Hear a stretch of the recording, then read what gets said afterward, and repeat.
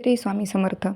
स्वामी भक्तांनो, मी आज तुम्हाला श्री स्वामी समर्थ महाराजांचं जे नवगुरुवारचं व्रत आहे त्या व्रताबद्दल माहिती सांगणार आहे.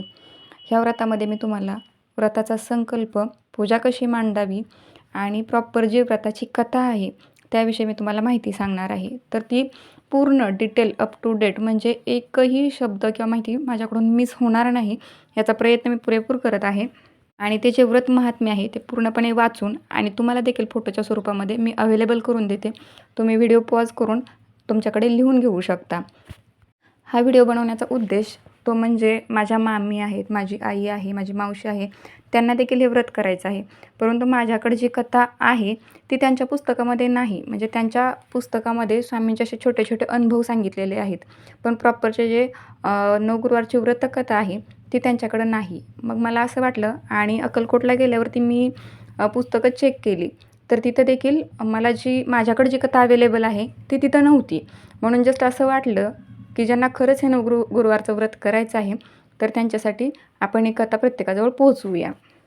तर जास्त वेळ न घालवता व्हिडिओला सुरुवात करूया. तर सुरुवातीला व्रतासंबंधी सूचना बघूयात. या व्रताला कोणत्याही महिन्याच्या गुरुवारपासून सुरुवात करता येते आणि कोणत्याही गुरुवारपासून सुरुवात करता येते. जो व्रताचा संकल्प आहे तो फक्त पहिल्याच गुरुवारी करायचा आणि हे व्रत आहे ते पूर्ण क्रमाने 9 गुरुवार करायचे. 9व्या गुरुवारी व्रताचं उद्यापन करायचं. हे व्रत करण्यामध्ये कोणत्याही प्रकारचे बंधन नाही. सर्व जाती धर्माचे भाविक हे व्रत करू शकतात. ज्या दिवशी आपला व्रत असेल त्यावेळेस उपास करायचा. मग उपास करताना आपण चहा, कॉफी, दूध, फलाहार वगैरे घेऊ शकतो आणि संध्याकाळी हा उपवास सोडून टाकायचा. ज्यावेळेस लेडीजमध्ये म्हणजे मासिक अडचण वगैरे असेल तर तो गुरुवार आहे तो गृहीत धरायचा नाही. म्हणजे त्या दिवशी उपवास करायचा परंतु तो गृहीत धरायचा नाही. आणि जर समजा आपल्याला कुठं प्रवासाला वगैरे जायचं असेल, काही सुतक वगैरे असेल तर त्यावेळेस पण तो उपवास करायचा, पण तो कन्सिडर नाही करायचा. आणि ज्यावेळेस आपण हे नवगुरुवारचे व्रत सुरू करतो आणि ते व्रत सुरू असताना समजा पहिल्या गुरुवारी तुम्ही संकल्प केला आणि दुसऱ्या तिसऱ्या गुरुवारी जर तुमचं जे इच्छित कार्य आहे ते जर पूर्ण झालं तर कोणत्याही परिस्थितीमध्ये तो जो संकल्प आहे तो मध्येच सोडायचा नाही. व्यवस्थितपणे 9 गुरुवार हा संकल्प करायचा आहे. आणि व्रताच्या दिवशी जर समजा असा एखादा उपवास आला की जो तुम्ही रेग्युलर जर एकादशी धरत असाल, महाशिवरात्र किंवा दुसरा एखादा कोणताही मोठा उपवास, तर त्यावेळेस तो जो आलेला उपवास आहे म्हणजे महाशिवरात्री असेल, एकादशी असेल, तर तो उपवास करायचा, तो गुरुवार मोजायचा नाही. त्याच्याऐवजी पुढचा एक गुरुवार एक्स्ट्रा पकडायचा. आता बघूयात व्रताचा संकल्प. तर तुम्ही कोणतंही कार्य करत असाल तर ते संकल्पाशिवाय पूर्ण होत नाही असा संकेत आहे. ज्यावेळी आपण सकाळी आंघोळ करतो त्यावेळेस रेग्युलरची देवपूजा वगैरे करायची, त्यावेळेस आपले जे गणपती आहे, कुलदेवता, ग्रामदेवता, इष्टदैवत, आपले जे गुरुदेव आहेत त्यांचं स्मरण करायचं, वडीलधाऱ्यांचे आशीर्वाद घ्यायचे. आणि आपली रेग्युलरची देवपूजा झाल्यानंतर आपले जे श्री स्वामी समर्थ महाराज आहेत त्यांची पंचोपचार पूजा करायची. मग तिथं काय करायचं, सेपरेट एक चौरंग किंवा पाट तुम्ही मांडू शकता. तिथलं पूजास्थानी अगोदर स्वच्छ करून घ्यायचं. मग ते चौरंग असेल किंवा पाट असेल त्याच्या भोवती आपण रांगोळी वगैरे मांडायची. त्या चौरंगावरती पिवळं वस्त्र टाकायचं आणि त्या चौरंगाच्या उजव्या बाजूला स्वामींचा फोटो ठेवायचा. फोटोच्या समोर आपलं निरंजन, उदबत्ती, पान, सुपारी, फुलं, प्रसाद ह्या सर्व गोष्टी ठेवायच्या. चौरंगाची जी उजवी बाजू आहे तिथं कुंकुमाक्षता ठेवायच्या. श्री गणेशाचं पण पूजन करायचं आहे. त्यासाठी आपल्याला डाव्या बाजूला समई प्रज्वलित करून ठेवायची आणि घंटा ठेवायची आहे. श्री गणेश आपण मूर्तीच्या ऐवजी आपण सुपारी ठेवू शकतो आणि तीच सुपारी आपल्याला प्रत्येक गुरुवारी म्हणजे प्रत्येक 9 गुरुवारी वापरायची आहे श्री गणेश असं समजून. ज्यावेळेस आपण बसतो त्यावेळेस आपल्याला बसण्यासाठी आसन हे नक्की घ्यायचं आहे. आसन घेतल्याशिवाय पूजेला बसू नये आणि शक्यतो आपलं आसन दुसऱ्या कोणालाही वापरायला देऊ नये. आता याच्यातील महत्त्वाचा घटक तो म्हणजे पूजेचा संकल्प कसा करायचा. तर आपल्या उजव्या हातामध्ये थोडंसं पळीभर पाणी घ्यायचं आणि त्याच्यामध्ये पाणी हातात घेतल्यानंतर गणपती बाप्पांचं आणि श्री स्वामी समर्थ महाराजांचं स्मरण करायचं आणि संकल्प असा करायचा, मी. मग त्यावेळी आपलं नाव सांगायचं स्वतःचं. माझी अशी अशी इच्छा आहे, ती इच्छा सांगायची. किंवा मग आपण ज्यावेळेस मी असं म्हणून आपलं नाव सांगतो त्याच्यानंतर काय करायचं, आजचं शक्य सांगायचं. म्हणजे मराठी महिन्याचं नाव घ्यायचं. जो कुठला महिना चालू आहे ते सांगायचं. आपलं शुक्ल पक्ष अथवा कृष्ण पक्ष ज्यापैकी जो कुठला चालू आहे ते घ्यायचं. ज्या गुरुवारी सुरू करताय व्रत त्या गुरुवारची तारीख सांगायची आणि आपल्या मनातली इच्छा सांगायची. जसं आपल्याला भोळ्या भावाने जमतं त्याप्रमाणे आपण करू शकतो. आणि त्यानंतर पुढं म्हणायचं, शास्त्रातील पुराणोक्त विधीप्रमाणे मी शास्त्रशुद्ध व यथाशक्ती प्राप्त पूजाद्रव्यांच्या सहाय्यानं ही पूजा करत आहे. पूर्ण श्रद्धेनं व भक्तिभावानं दिनांक, मग आजची जी तारीख आहे ती सांगायची, तुमची पंचोपचार पूजा करत आहे. ही पूजा करताना कोणत्याही प्रकारचे संकट येऊ नये म्हणून श्री गणेश आणि स्वामी समर्थांना नमस्कार करत आहे. श्री गणेशाय नमः, श्री स्वामी समर्थाय नमः, मम कार्य निर्विघ्नमस्तु असं म्हणून जे आपण सुपारीयुक्त गणपती बाप्पा ठेवलेले आहेत त्यांना फूल अर्पण करावं असं म्हणायचं. आणि आपल्या तळहातात जे आपलं जे संकल्पयुक्त पाणी आहे ते एका ताम्हणात वतायचं आणि ते ताम्हणातलं पाणी आहे ते परत तुळशीला घालायचं आणि तिथून आपण व्रताला आपल्या सुरुवात करू शकतो. मग हे संकल्पयुक्त पाणी हातात असताना किंवा स्वामींची पूजा करायला आपण सुरुवातीला बसतानाच आपण स्वामींना विनवणी करू शकतो. हे सद्गुरू स्वामी समर्थ महाराज, तुम्ही भक्तांचे रक्षण करते आहात, दिनांचे तारक आणि अनाथांचे नाथ आहात. तुम्हाला सद्भावे शरण आलेल्यांची तुम्ही कधीही उपेक्षा करत नाही, म्हणून माझं देखील कार्य तुम्ही पूर्ण करा. आणि सगळ्यात महत्त्वाचं, संकल्प हा चांगलाच असावा, कुणाचं तरी चांगलं व्हावं किंवा आपली स्वतःची एखादी चांगली इच्छा, तोच संकल्प फक्त स्वामी पूर्ण करतात. जर आपण दुसऱ्या कुणाचं तरी वाटोळं होऊन मग आपलं चांगलं व्हावं असा चुकूनही मनात भाव आणू नका. हा आपला संकल्प कधीच पूर्ण होणार नाही. तर आता व्रतासंबंधी थोडेसे काही नियम सांगते. तर ज्यावेळेस आपले 9 गुरुवारचे व्रत सुरू असतील तर त्यावेळेस फक्त शुद्ध शाकाहार ठेवायचा, मांसाहार अजिबात करायचं नाही.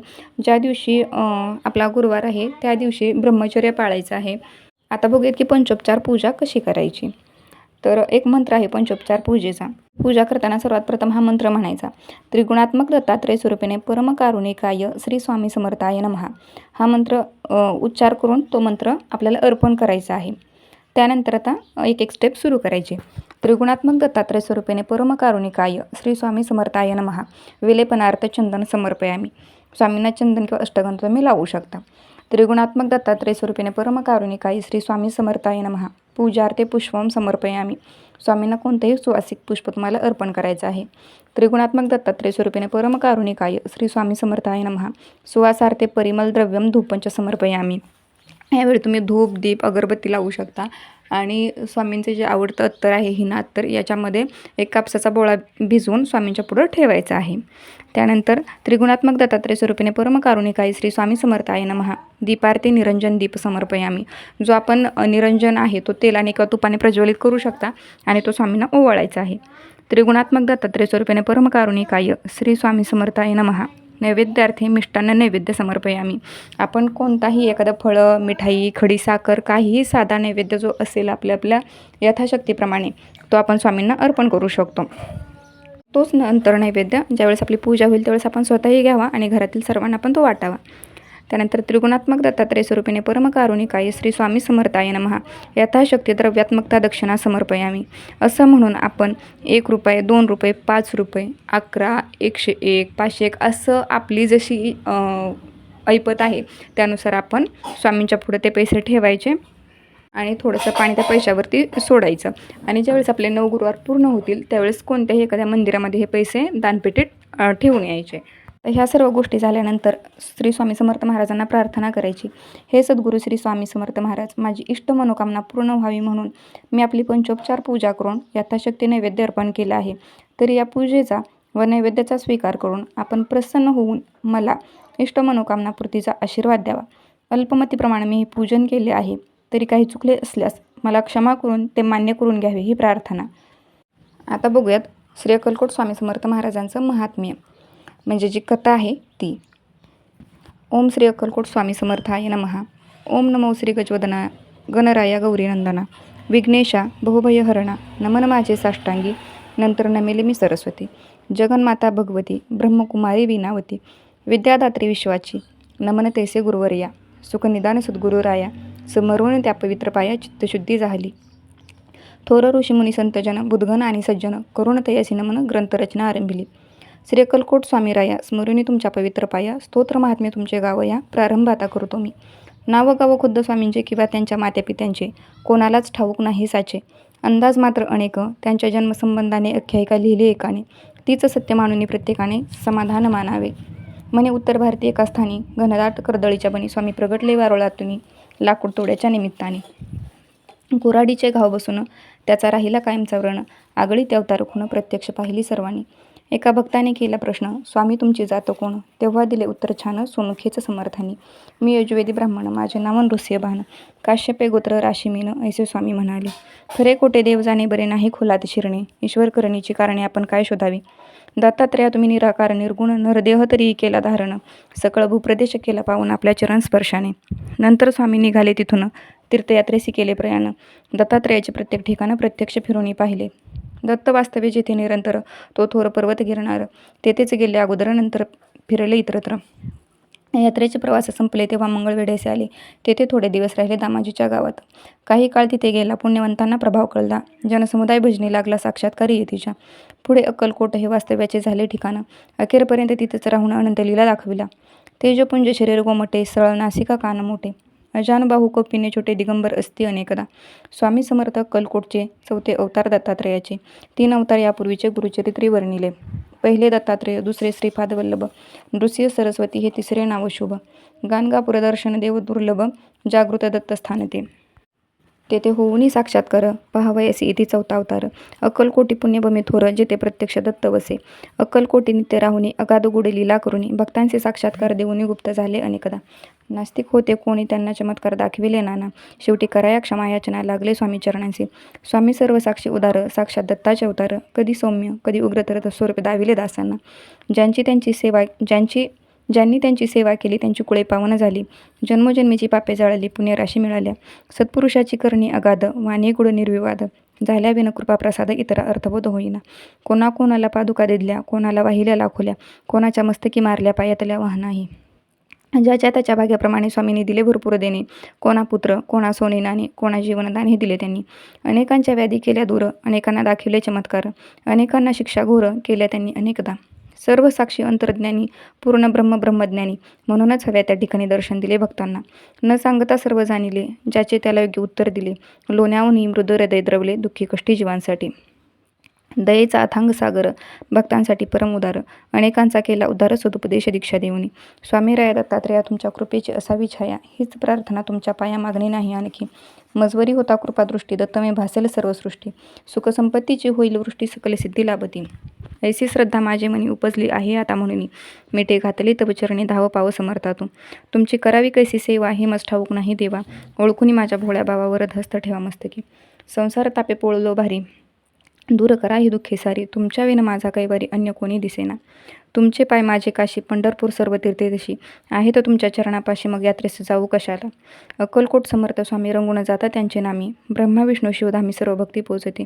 स्वामी समर्थांची मूर्ती आठवावी, त्यांची पायी दृढ श्रद्धा ठेवावी, आणि आपली भावना असावी मनोभावी ऐसी की, पाठीशी आहेत अक्कलकोट स्वामी, उगीच कशास भ्यावे मी. काहीच पडणार नाही कमी समर्थांच्या दासाशी. भाग्यवाने तेजे लागले भजनी, वादविवाद केले पंडितांनी, मग एकमुखाने सर्वांनी मान्य केली थोर योग्यता. वेदांताचा अर्थ लावला, पंडितांचा ताठा जिरवला. भाविक भक्तांना दिला धीर अनेक संकटी. स्वामी तुमचे चरित्र आगळे, अतर्क्य अलौकिक जगा वेगळे. त्यात प्रेमाचे सागर साठले, धन्य धन्य ज्यांना उमजले ते. बाळप्पा चोळप्पादी सर्वांनी, लहान मोठ्या अधिकाऱ्यांनी, गरिबांपासून श्रीमंतांनी सेवा केली यथाशक्ती. जे जे तुमच्या वचनी लागले त्यांचे त्यांचे कल्याण झाले. हवे हवे ते सारे मिळाले श्री समर्थ कृपेने. पुढे संपल्या लीला संपले खेळ, ताटातुटीची आली वेळ. स्वामी म्हणजे परब्रह्म केवळ, परब्रह्म्यात मिळाले. शक्य 1800 बहुध्यान नाम संवत्सरी, चैत्र वैद्य त्रयोदशी मंगळवारी. पुण्यघटिका 3ऱ्या प्रहरी स्वामी गेले निजधामा. बोलता बोलता आला अंतकाळ, प्रकृतीत झाली चलबिचल. क्षणात पापण्या झाल्या अचल, निजानंदी झाले निमग्न. वचनपूर्तीसाठी निर्णयानंतर 5वा दिवस शनिवार. स्वामी प्रगटले नेले गावाबाहेर, दिले दर्शन भाऊसाहेबांचे. ऐसा येती दत्त दिगंबर, संपून आपला अवतार. निजधामा गेल्या निरंतर, भक्त झाले पोरगे. बातमी जेव्हा सर्वत्र पसरली, जनता शोकाकुल झाली. सर्व भक्त मंडळी हळहळली, अन्नपाणीही सुचेना. गावोगावीची भक्त मंडळी अक्कलकोटी गोळा झाली. समर्थांची समाधी पाहिली आपल्या साश्रुनयनांनी. 4था अवतार संपला, तरीही चैतन्य रूपे तिथेच राहिला. अक्कलकोटी पुण्यभूमीला क्षेत्रत्वा प्राप्त झाली. अजूनही जे येते समाधी दर्शना, त्यांच्या व्याधी आणि विवंचना, संकटे आणि दुःखीनाना स्वामी दूर करतात. याचे अस्ति असंख्य दाखले अनेकांनी अनुभवले. म्हणून महाराजांची पावले आपणही वंदूया. नम्र होऊनी त्यांचे चरणी कळकळीने करूया विनवणी. स्वामींना यावी करुणा म्हणून प्रार्थना त्यांना करूया. जय जय दत्ता अवधूता, अक्कलकोट स्वामी समर्था. सद्गुरू दिगंबरा भगवंता, दया करी गा मजवरा. अनेकांच्या संकटी आला धावून, आता माझी प्रार्थना ऐकून. समर्थ राया देई दर्शन, दूर लोटू नको मला. व्यवहारी मी जगतो जीवन, अनेक पापे घडती हातून. तवा नामाचे होते विस्मरण, क्षमा याची असावी. सद्गुरू राया कृपा करावी, तुमची सेवा नित्य घडावी. ऐसी बुद्धी मजला द्यावी, पापे सर्व पळावी. सुखाचे व्हावे जीवन ऐहिक, धनदौलत मिळावी. मिळावे पुत्रपौत्र सौख्य, गृहसौख्य आणि वाहन सुख. आणि ती सद्गती लाभावी. तुम्ही प्रत्यक्ष कैवल्य ठेवा, म्हणून याचना करतो देवा. उदार मनाने वर द्यावा आणि तथास्तु म्हणावे. तुमची होता कृपा पूर्ण, जीवन माझे होईल धन्य. म्हणून आलो तो पायी शरण, दत्तराया दयाघना. मी एक मानव सामान्य, तुमची सेवा नित्य घडावी म्हणून या पोथीचे करतो वाचन, दान द्या तुमच्या कृपेचे. वेडी वाकुडी माझी सेवा, स्वीकारावी स्वामी देवा. वरदहस्त नित्य मस्तके ठेवा, हीच अंती विनंती. शके 1899 वर्षी चैत्र मासी शुक्ल पक्षी शुभरामनवमी दिवशी पोथी पूर्ण झाली. ही स्वामींचे चित्र ठेवून पुढ्यात किंवा स्वामींच्या एखाद्या मठात बसून ही पोथी वाचावी, मनात इच्छा सफल होईल. माणिक प्रभू साई शिर्डीश्वर आणि अक्कलकोट्यांचे दिगंबर, एकाच तत्वाचे 3 आविष्कार, भेद त्यात नसे मुळी. एकाची करिता भक्ती तिघांनाही पावती ती, ऐसे ठेवून आपली वृत्ती पोथी नित्य वाचावी. या पोथीचे करिता नित्यपठन, प्रत्यक्ष स्वामी होतील प्रसन्न, करतील सर्व मनोरथ पूर्ण, सत्य सत्य वाचाही. ओम श्री अक्कलकोट स्वामी समर्थ चरणार्पणमस्तु. शुभम भवतु. मिलिंद माधवकृत श्री अक्कलकोट स्वामी स्तोत्र महात्म्य संपूर्ण. यानंतर स्वामींचे जे हे 108 नावं आहेत, ती 108 नावं आपण घ्यायची. हे तुम्हाला व्यवस्थितपणे मी व्हिडिओमध्ये दिलेले आहेत, तर हे तुम्ही लिहून घेऊ शकता. तुमच्याकडे जर हे स्वामी समर्थ महाराजांचं नवगुरुवारचं व्रताचं पुस्तक जर असेल, तर त्यामध्ये ही 108 नावं आहेत, ती नावं घ्यायची. ह्या 108 नावाच्या नंतर आपला जो तारक मंत्र आहे, तो तारक मंत्र देखील मी तुम्हाला फोटोमध्ये इथे दिलेला आहे. तो तारक मंत्र 5 वेळा 7 वेळा आपण म्हणू शकतो. ह्या सर्वानंतर स्वामींची आरती करायची आणि हे पुस्तक किंवा आजची पूजा, एका गुरुवारची पूजा ही तिथं पूर्ण झालेली आहे. मग त्यानंतर पूजेचा संकल्प पुढच्या गुरुवारी करायचा नाही, फक्त पहिल्याच गुरुवारी करायचा.